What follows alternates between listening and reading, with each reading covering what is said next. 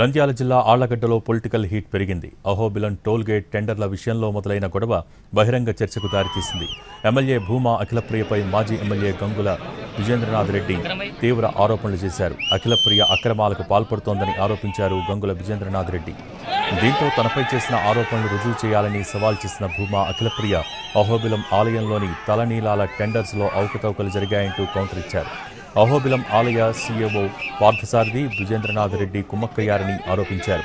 ఈ వ్యవహారంపై బహిరంగ చర్చకు సిద్ధమంటూ అహోబిలానికి వెళ్లారు.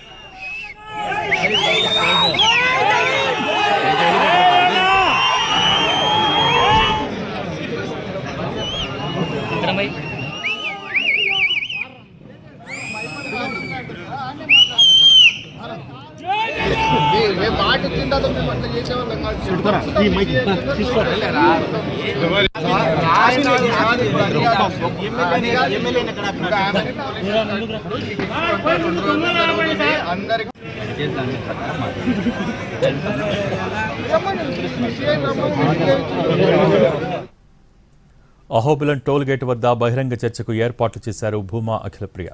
తనపై చేసిన ఆరోపణలు విజేంద్రరెడ్డి నిరూపించాలని అహోబిలంలో చర్చకు సిద్ధంగా ఉన్నారు భూమా అఖిల. ఆళ్లగడ్డలో గంగుల విజేంద్రరెడ్డి అనుచరులు మోహరించారు. విజేంద్రరెడ్డి అహోబిలం వెళ్తారన్న ప్రచారంతో పోలీసులు అలర్ట్ అయ్యారు. అహోబిలం వెళ్లకుండా ఆయన ఇంటి వద్ద మోహరించారు పోలీసులు.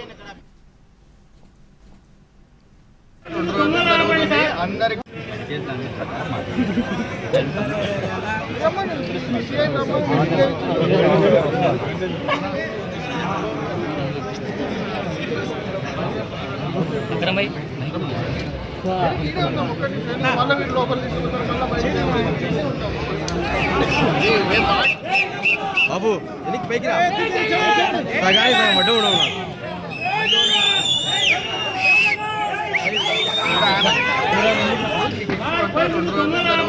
అందరికి